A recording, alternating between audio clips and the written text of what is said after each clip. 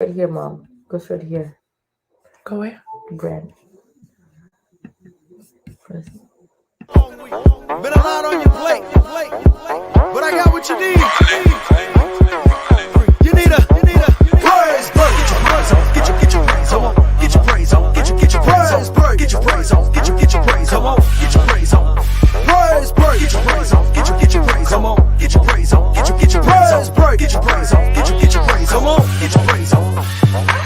Hallelujah, hallelujah, hallelujah, hallelujah, hallelujah, hallelujah, hallelujah, hallelujah, hallelujah, hallelujah, hallelujah, hallelujah.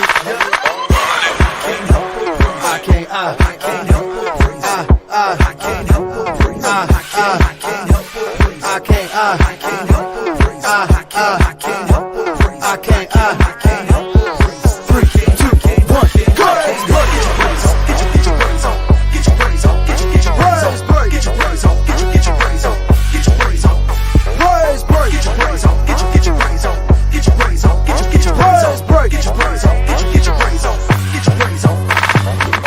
I wanna sit down on God. Get up. I wanna sit down on God. Get up. I wanna sit down on God. Get up. I wanna sit down on God. Get up. I wanna sit down on God. Get up. I wanna sit down on God. Get up. I wanna sit down on God. Get up. I wanna sit down on God. All right now. Hi, everybody. Hello, happy Monday. I hope everybody is doing well today. I want to just say happy Father's Day again to all the great fathers out there doing an amazing job. My Father's Day was actually taking good care of my hubby. He was under the weather with allergies, so he spent the whole day in bed, but he's doing much better now. So yeah. I wanted to come on today and just have a conversation with a few people and with you guys who want to talk about abuse. This weekend was really busy for me as well because for those who know or you may not know, I have a nonprofit, and just the kind of work that I do on a day-to-day, like this is the thing that I do every day, right? And so I have received a lot of calls about abuse. So I wanted to just talk about it today. So if you know someone who is in an abusive relationship, if you have been in an abusive relationship, I want to just have a conversation and talk because I am still learning how to love these women well. And I read books and go to different courses that they have for nonprofits and different organizations who intake women that may be abused or come from an abused relationship. But this week was really hard, and usually I can I try my best to separate my my personal feelings in situations like that, so I can really just be kind of strong for these individuals who are coming from an abuse and just really help them kind of navigate where they're going to live and keeping them safe and things of that nature. But this weekend was really hard with one of the cases that was brought to us this weekend. It was a mom who have some daughters who have left an abusive relationship, and it was, I guess, our conversation and just hearing her story, because they all have stories and how they got there, and sometimes they're upset about like, how did I stay so long, or what did I do wrong? And so I just wanted to have a conversation with you guys about like, what do you do, or what information did you share if it was somebody that you've seen being abused, or if you went through an abusive relationship? Because a lot of times they go back, right? And I understand a lot of times they go back because that's out of fear sometimes. I've noticed from just working and doing this type of work, I noticed some of them they just don't feel like they're worthy, or they don't have anybody else that's going to love them. So they stay into these situations. And if you are anything like me, and you've seen the news, there's a lot of murder and murder suicide. There's a lot of men killing their wives. I just saw recently on the news here, a young man killed his wife, shot the wife and the daughter. So it's just heartbreaking to hear these stories of a person that that you love, and was probably one of the love of your life or whatever. And then now you're in this situation where you're getting abused. So I wanted to talk about it a little bit and kind of pick your brains about just what did you do, or some information that you could share with me concerning helping these ladies. Because a lot of times when you talking with them or talking to them, they just, like that person, the abuser, have just beat them down so bad to where they just don't even sometimes feel that they could make it on their own, or they won't survive without them. And a lot of times it's just the fear. And I can relate, because I wasn't in an abusive relationship. I guess it was, because there's different forms of abuse. There's mental abuse, there's financial abuse, there's physical abuse, there's mental abuse. Sometimes, like, the abuser gets in your head and makes you think like you're ugly, make you feel like you're not good enough, like nobody else is going to want you. And there is such a thing as women that abuse men. And I know it seems comical, but there's a lot of women that abuse men. And you would think, well, like, how can a woman like just abuse a man and he stays, right? But I have spoken with guys. I actually did a forum a few years ago, and it was co-ed, and I had men and women at the forum, and I had a conversation with a young man that was abused. His wife would like mentally abuse him, and she made more money than he did, and she was financially abusing him. And when I say financially abusing, because she was the breadwinner of their family, she didn't give him money, or she used the money that she made to manipulate different situations in their marriage. And also, like, would physically hit him and abuse him. And he didn't have family, in where they lived. And so it was kind of like he was stuck, and he was like, hey, I didn't know. And he couldn't tell people that. He said, I couldn't even share that with my friends, because, like, what guy do you know that tells their friends, like, my wife is like physically beating me? And he said for many, many years, he stayed into that relationship just out of fear. Like, what am I going to do? I don't even make enough money to like make it on my own. And so, I wanted us to talk about that today, about abuse and what that looks like. It's really heartbreaking, because a lot of the women, like I said earlier, they don't know how to come out of that, how to leave, and how to really just trust the process.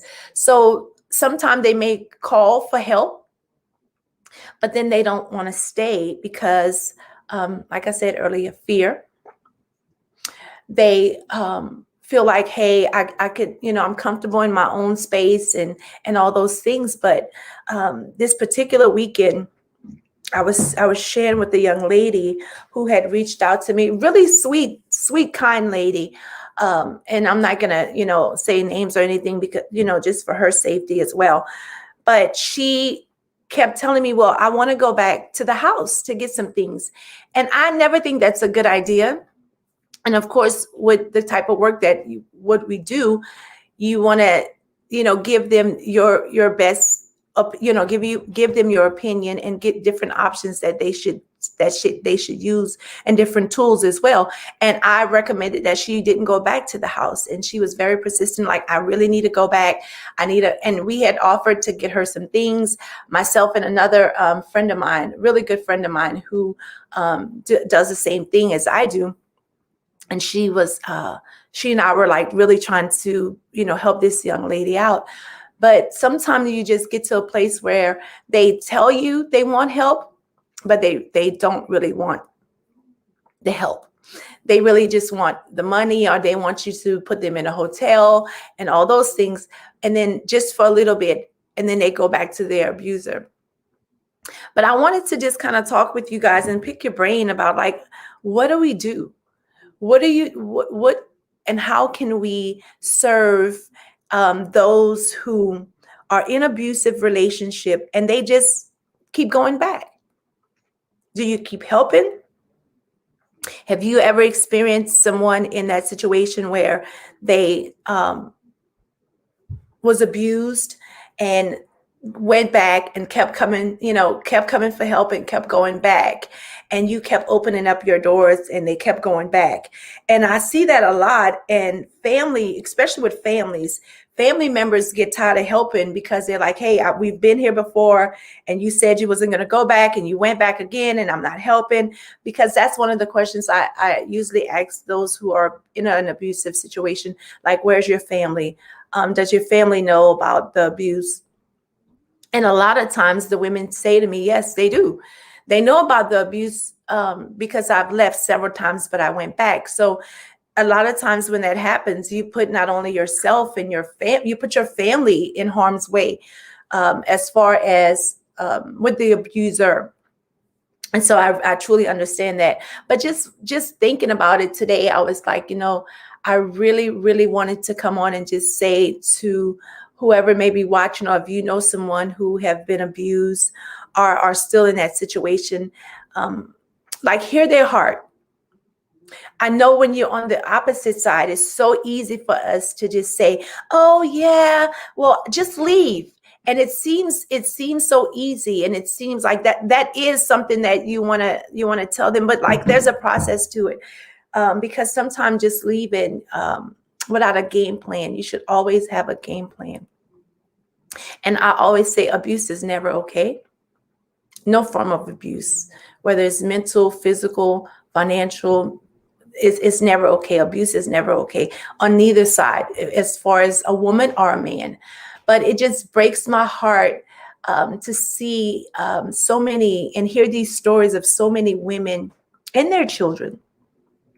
Because sometimes the abuse doesn't just, it may start with just mom, and then he begins to beat the kids as well. And I've seen it from biological fathers. I've also heard stories of stepdads who will beat mom and the kids. And so it's really heartbreaking. And I would just always say, like, abuse, again, is never okay. And if you are in a situation, or if you know someone that's in a situation, I am going to give you information where I can send you. There's different hotlines. There's different shelters that take in abused women and their children. And there's specifically transitional homes and shelters that are just geared to those type of women, because because of the safety factor. There's like officers and police officers that's on duty, that's going to be in the facility to protect mom and her kids. But it's just so sad when you hear these stories, and the fear of a woman telling you about someone beating them over and over, breaking their ribs, breaking their jaw. Like, one lady had to have her mouth wired. It's just, and it's over and over again. And every time you hear the same, it's like, even though it's a different story, it all kind of plays out the same. And then the abuser comes back and say, oh, I'm sorry, you made me do this to you. I was drinking, or I was mad, and like, you did something that triggered me to respond or react excuse me, in that way. And it's never okay. It is never. I'm going to continue to say that it is never, ever okay for anyone to put their hands on you. And because I've been there years ago, I had a situation, and if you don't put a hard stop and leave the very first time, it's going to happen again. It's going to happen again. All right, let's see what a tough situation, but also just be there for them. Yes, it is a tough situation. It's really hard for them to deal with that situation, and it's very difficult to leave. And I understand it, and I get that. And thank you for your comment. I get it, because when you love somebody, and an abusive man or woman never meets you and say, you know what, I love to beat women, or I love beating men, I'm abusive, I'm aggressive. You don't never meet them and they say those things to you. I wish someone would create a dating app that would put people on a lie detector test, and then you ask all the questions you want to ask. And I would ask that question, like, do you hit women? Are you an abuser? Do you pay your bills on time? Like, have you ever been to jail? Like, ask all the hard questions. But they always send, when you meet a guy or a woman, they're always on their best behavior. They're really usually kind. They're very manipulative. So they know the right things to say. And even with me, when I have these conversations, I always say, it's called red flags for a reason. And sometimes we see the red flags. We see the aggression in the way they talk to other people, or the way they talk to us, or just the controlling aspect of it in the beginning of the relationship. And when you start seeing those things, those are red flags, and they're called red flags for a reason. So you need to stop and like consider and think and have these hard conversations with these people that you're first dating. Even past relationships, and you even when they tell you a little smidget part of their past relationships, they'll tell on themselves why they broke up, and you'll hear like a lot of the same response through them even just having a conversation. All right, let me finish with and thank you, because this is good. I know it's a hard conversation to have, but abuse is real. Like, people, our young girls even today are dying, getting killed by men that they once loved or liked, and it's sad. It's sad. All right, let's see. It has to be from their end, and to make a decision and action. Absolutely. That's why I just said you have to say, like, have a hard conversation. And when someone repeatedly you see being aggressive and all those things, that is a red flag for sure. Like, and I would say run and don't look back. All you can do is just keep praying for them. So yeah, and that's what I do. I really and my girlfriend and I, she was supposed to but I know she was doing an intake when I called her. She had gotten a new client, a resident, into her facility, so she couldn't come on today. Because she really sees a lot of that just with the things that she do.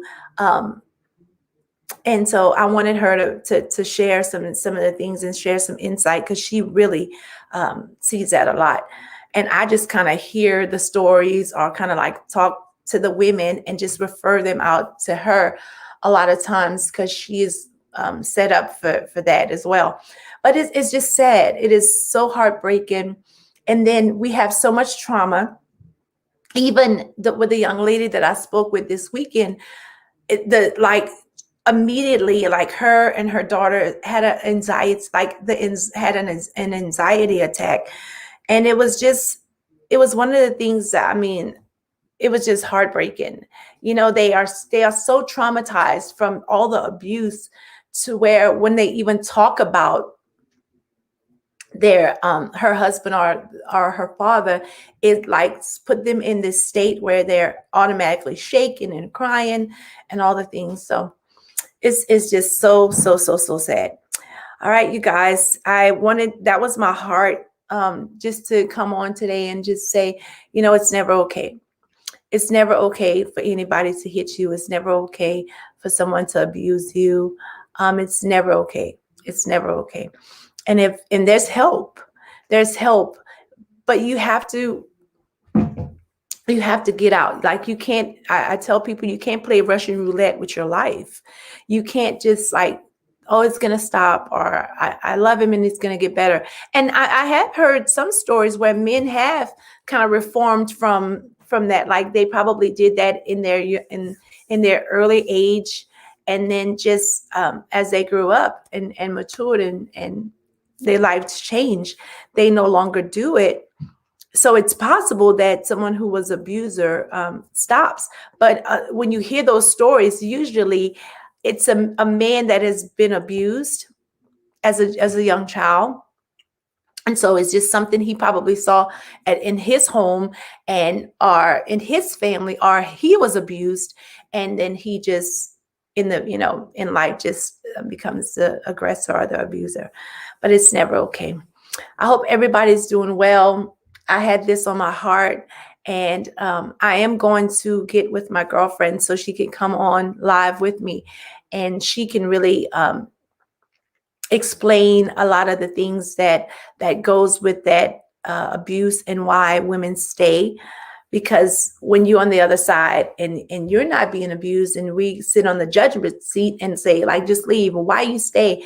But there's so many different components to why women stay. Sometimes, like I said, it's fear. They feel unworthy, or nobody else is going to love them, and all those things. So, all right, you guys, I am not going to keep you guys. Just continue to pray for those around you. You never know, it could be happening in your neighborhood, right? Because behind closed doors, you just never know what someone is dealing with, someone is going through.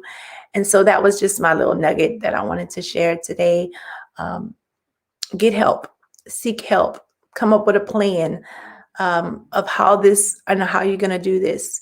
And if you are the abuser, or if you are watching and have ever hit a woman, and there may just be some underlying issues that you haven't resolved. And so I would recommend that you would seek counseling. Counseling is good. People try to make counseling like this really bad thing. It's not bad. Counseling is good. Yeah, I recommend counseling. I advocate for counseling. I go to counseling. So yeah, and let's just check on each other. Let's have conversations with one another. If you see someone, or if you, especially our young boys, I have never heard so many teenagers really so violent towards young girls. It is heartbreaking. So if you are raising boys, moms or dads, if you have sons, and you hear these stories about, or you hear phone conversations, or if there's a young girl telling you, like, your son is hitting her, like, this needs to be a conversation. And yeah, and like, there's something there. And so even though we love our kids, and we don't like to have these hard conversations, I would highly recommend, like, you sit that bar down, have a conversation, figure out, because there's something going on within him that's probably haven't been resolved. And so a lot of times they venting, and they taking their anger out. And so we just want to see a healthy generation, a healthy, even our younger generation that's coming up behind us. We want to see them love well and love the right way.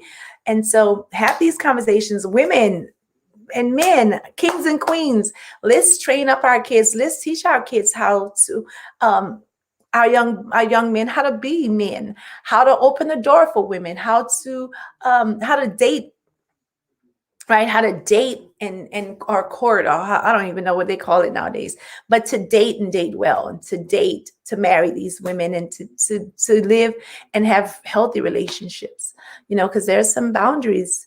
And I don't think, like, our kids, and sometimes as adults, we don't put up those boundaries, and we just accept anything. And we don't want to do that no more. Life is so precious, and we want to live life to the full, and not have to worry about getting, abused, or our kids abused. So I would really recommend that you guys get help. There's a 1-800-9, there's 411-211. You guys call those numbers if you need help, and try to get help and get out of that situation. Come up with a plan, save money, or however you're going to do. I know these organizations have, like, step-by-step programs and plans, planning of action for you to get out and get out healthy. And I don't think it's a wise thing to start telling people that you're leaving, because sometimes when they find out that you leave, a lot of times that's when women are killed, and sometimes even their kids. So you guys be blessed. Just continue to pray for our women, for our children who are being abused. It's a hard thing. It's a painful thing to hear and to watch and to see it happen. But yeah, let's continue just to keep them lifted up. So while y'all having y'all prayer time, or y'all out doing y'all daily routines and runs, just throw up a quick prayer for someone, even children, that's being abused in our city, in our community. And if you know of a parent that is abusing children, you should report them for sure.